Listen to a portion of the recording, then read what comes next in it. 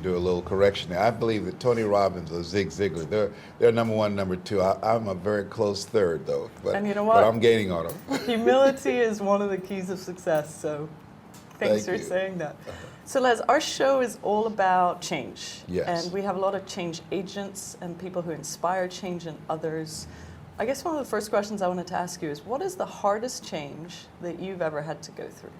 Being the person that I am now. You know, they asked George Bernard Shaw if he had his life to live over again, looking at all the people throughout history that he's known, who would he like to become? And he paused, and without blinking, he said, I'd like to become the man I never was. And when I look at my life, the most difficult thing I've ever done was to make the decision to become this person that I am now. It took me 14 years. 14 years. I had someone say, Les Brown, you can do more than be a disc jockey. I was a disc jockey for many years in Columbus, Ohio. And he said that I could talk to corporations, organizations about leadership, about their potential, about living their dreams. And I resisted him. I said, look, I don't have a college education. I was labeled educable, mentally retarded. I've never done the things that I'm going to be talking to them about. How could I possibly do that? And so while I was talking to him, all of a sudden, the phone went dead. So I called him back and said, hey, we lost the line. He said, we didn't lose the line. I said, what do you mean? He said, I hung up because when you argue for your limitations, you get to keep them. I said, whoa! Well said. And so I said, I hope you win this conversation. You know? But that was the most difficult part because I did not see and had no idea, any inkling that I could become this kind of person that I am right now. And so just one, believing that it was possible, that was the most difficult part. It took me years to get to the place to have the courage to do the things necessary to bring about the transformation. So what are the beliefs that you have today? What are those rock solid beliefs that no matter what you feel are yours? And well, I believe that it's possible that all of us can change, that we can all have our dreams. It's very important that we get out of our head and get into our greatness. I believe that we all have the potential for greatness, but greatness is a choice. It's not your destiny. It's choices that we make every day, and that you've got to make choices outside of your comfort zone, which Brian Tracy calls the danger zone, because in order to do something you've never done, you've got to become someone you've never been. Did you know what you were great at? I think a lot of people don't know, or they've become so disconnected from their gifts or their dream or what they actually would love to be. Interesting you should say that. I find that most people are not living up to their true potential and manifesting their greatness. Number one, they don't know what they have going for them. Number two, they don't know how to earn money, money doing that which they have going for them, that which comes naturally to them. And the third thing is that they don't know how to get access to the people that will pay them money for what they do. You know, I think that I did not know, and most people don't know, and you have to experiment in life in order to find it. What is it that resonates with you? And most of us have the ability to do a variety of things, not just one particular thing. That I'm an author, I'm a speaker, I'm a trainer, I train speakers, I teach people how to connect with their personal power, to do more, to discover their power voice. So we all have so many things in us. I remember the line in Lion King, Simba, you are more than that which you have become. And I think every day that we have to remind ourselves that we're more than what we have become thus far, and that life is about challenging and taking some risk. Viscott said, if you're not willing to risk, you can't grow. And if you can't grow, you can't become your best. And if you can't become your best, you can't be happy. And if you can't be happy, then what else is there? So Les, in what way today in your life are you way out of your comfort zone? I think I'm out of my comfort zone when I look at the fact that, particularly the work that I enjoy doing in prisons, that when I go into those types of environments, I have a passion for prisons because my mother was once incarcerated. I'm adopted. And so when I go in there, that to be able to create an environment where people can say within themselves, I can, in spite of the inhumane treatment that I'm receiving while incarcerated, in spite of the fact that I'm no longer a person, I'm a number, in spite of the fact that I'm in an environment where they're designed a system to make me bitter rather than to make me better, to give them some hope in the midst of that, and to give them the mental stamina to hold on, because that's one area that I can't say I can identify with you. I've never been incarcerated, so to speak to an environment and to circumstances that I've never experienced myself, that's where I'm uncomfortable. Most other situations that I talk about, with people. Those are things that I've experienced. So when I say you can make it, I'm talking from a place of knowing. When I now go into a prison, I'm talking to something that I believe, but not from my own experience. So that's where I'm out of my comfort zone. Is there I mean, I get a lot of like just generosity of heart just sitting in front of you. Is your driver to serve? Is your driver to contribute? What drives you? It is to serve, because my mother, she adopted 7 children at age 46, and I always say that all that I am and all that I ever hope to be, I owe to my mother. That's an Abraham Lincoln quote. I saw a sign once that said, God took me out of my biological mother's womb and placed me in the heart of my adopted mother. So I'm very much like her. They called me Mamie Brown's baby boy. So she never met a stranger. She loved to serve. She had a passion for people, and I have a passion for people. And just because of things that I've done, I realized that if I needed someone to believe in me, and I now say that sometimes you have to believe in somebody's belief in you until your belief kicks in. So it's not even necessary that you believe sometimes. You just need a little help to get over the hump. So I think it is my desire to serve, to help people. That's what turns me on, and that's the Mamie Brown factor in me. Is there something that you do on a daily basis? Are there habits? Do you meditate in the morning? Do you take care of your body? Like, what are habits that create I have 20 minutes of who you are? meditation when I first wake up. First of all, I'm glad to be here. So, I said, I'm a 14-year prostate cancer conqueror. As I talk to you now, my PSA, which stands for prostate-specific antigen, is 381. 1 to 4 is normal. And I'm cancer-free, I'm debt-free, and drama-free. PSA for me means positively staying alive. And trust me, it's better to be seen than to be viewed, all right? Very much. So I get up in the morning and I meditate, and I laugh a lot. I'm glad to be here. A funeral was coming by one day, a funeral procession. I started laughing. The guy said, such a tragic situation, why are you laughing at that? I said, I'm not laughing at them. I'm so glad I'm out of that casket. I don't know what to do. I'm not ready to go yet. I'm having a good time, But I laugh a lot because I found that 1 minute of anger weakens the immune system for 4 to 5 hours. Wow. 1 minute of anger. And 1 minute of laughter boosts your immune system for over 24 hours. So after I get through the day, you won't get sick for 10 years, all right? And then I read 10 to 15 pages of something positive every day. Think about that. I review my goals that I've written down the night before, what I want to get out of the day rather than just get through the day. And then I have an affirmation, Lord, whatever I face today, together you and I can handle it. And that starts my day. Because whatever you experience, whatever you read, whatever you hear, the first 20 minutes when you wake up in the morning, it affects the spirit of your day. You mentioned the Lord, your spiritual beliefs, religious beliefs. Are you guys working in tandem, or do you think a lot of it is kind of up to you to go do in this life? Like, some people are confused. How much of this is God's work? How much of this is my work? Well, first of all, I think religious people are afraid of going to hell, and spiritual people have been there. To me, I believe that when you get up in the morning and you have operating out of the thinking of Charles Udall, who said we should be ashamed to die until we've made some major contribution to humankind. My whole goal when I wake up in the morning, what is it that I can do? What difference can I make? What impact can I make?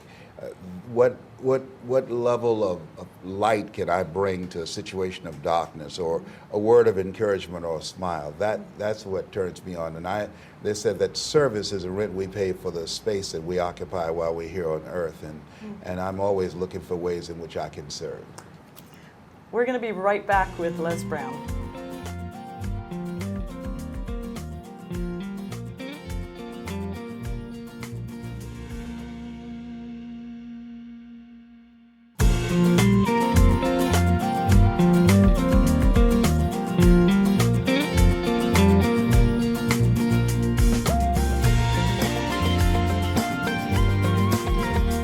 Are here on Change Nation with the extraordinary Les Brown.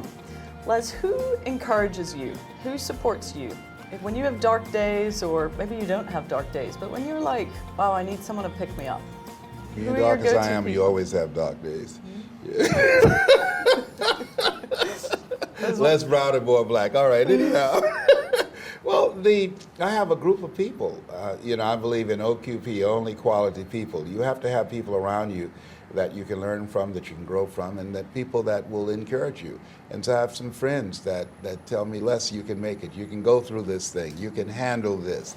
It's very important that we give ourselves a support base and people around you that will make you stretch. I remember a quote by a gentleman out of Atlanta, and he said that you're the smartest one in your group, you need to get a new group. And that's the same thing if you're the strongest one. You've got to get some other folk that's stronger than you are in various areas, and that can help you through. So I have spiritual partners, I have social partners, I have business partners, and they are my support group that gives me a home court advantage in this place called Earth and allow me to bounce back when life knocks me down, because life catches all of us on the blind side. And so you got to have some people that you can fall back on. Les, can you share a challenge that Les Brown goes through? Well, the biggest challenge that I have is having friends that are very close to me or family members that I can't reach. I mean, that is very humiliating. Because you say, oh, you all that? Well, see, could you change your sister, or see, could you change your son, all right? And it is so tough. It's very challenging. I remember a friend of mine that I was working with his sister to do an intervention to help him get off of drugs, and I'll never forget. We failed. He told us to get out of his house. And while we were going down the steps, she said, don't feel discouraged. And I said, why? She said, most people won't participate in their own rescue. And I've lost a lot of sleep, a lot of energy trying to change people that I couldn't change. And just because they're my relative or because they're my close friend didn't mean that that gave me some advantage or some special access. So it's humbling. I don't like to lose at all, and so there are situations in which I lost in that particular case. There are other situations where I'd like to be able to make a greater impact on a larger scale and get other people to share the vision, and being able to get people to buy in, to make the commitment rather than sit around and talk about what the possibilities are. That can throw me into a nosedive, because you can't do it by yourself. You've got to get some buy-in, and got to be relentless and unstoppable until you're able to organize a posse of people who share the vision. And sometimes I just feel like time is running out on me. At 65, I used to think people in their 40s were old. Now I feel like I served at the Lord's Supper. It said life is like a roll of toilet tissue. The closer you get to the end, the faster it runs out. Pray for me. I will. I'll give you my prayers. Yeah. Les, what are the 5 Ps? Well, one is purpose. You got to have a sense of purpose. You got to have a sense of why you're here and what it is you're supposed to be. The other one is persistence. Calvin Coolidge says nothing is more powerful than persistence. Other one is passion. You've got to really be passionate about it, be willing to give your all to it. A.L. Williams said, all you can do is all you can do, and all you can do is enough. But make sure you do all you can do. The other is people. You can't do it by yourself. You have to have other people that share the vision. And the final thing is perseverance. You're going to have some setbacks in life.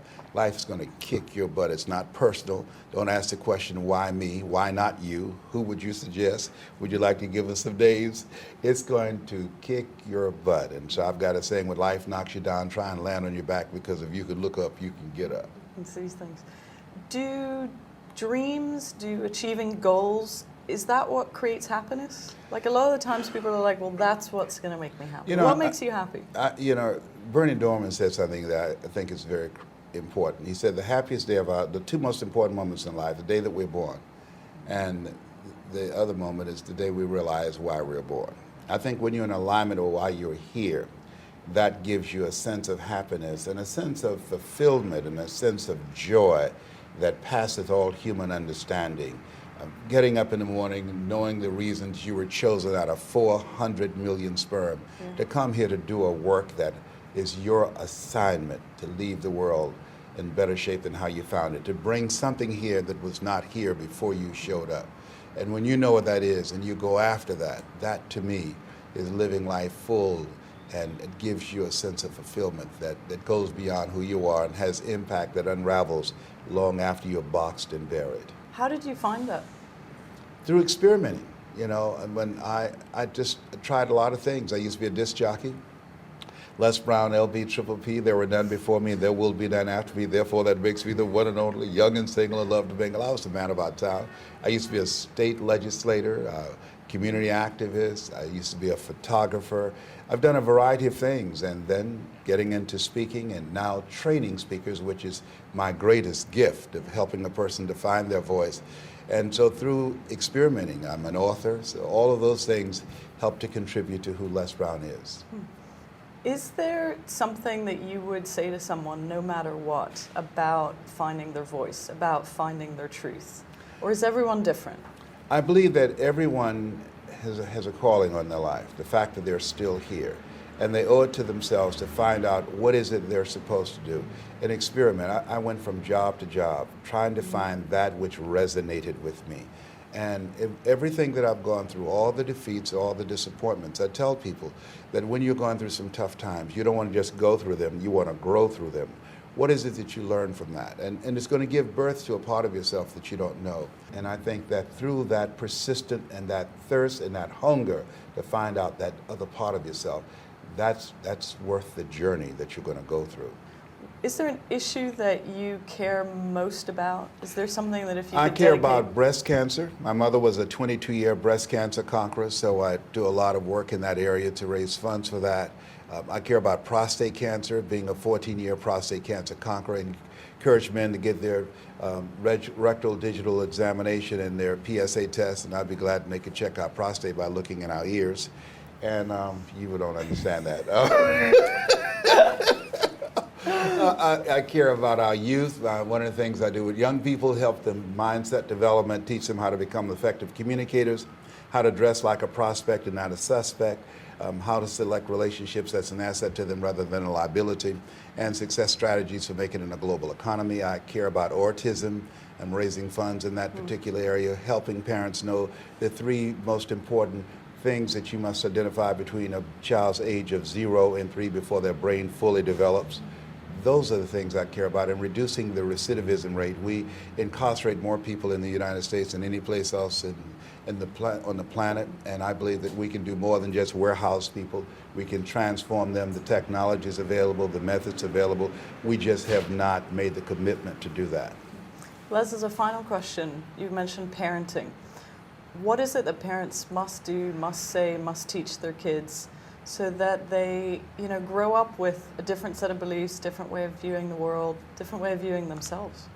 Well, I believe something that Betty Davis said, that as a parent, you must be comfortable with at some point in time, your kids are going to hate your guts for the decisions that you make, things that you see that they don't see, and they'll vehemently disagree with you. And that it's not about your being their friend, it's not about them liking you, but respecting you and following your guidance. But you've got to be uncomfortable with the fact that they're going to hate your guts for looking out for their best interests. And maybe you might be boxed and buried before they come to a place and say, whoa, I see what my father meant. Oh, I see what my mother meant. Because there are things my mother told me, I couldn't see it then. I was not mature enough to see it, but I see it now. And I say thank you, Mama.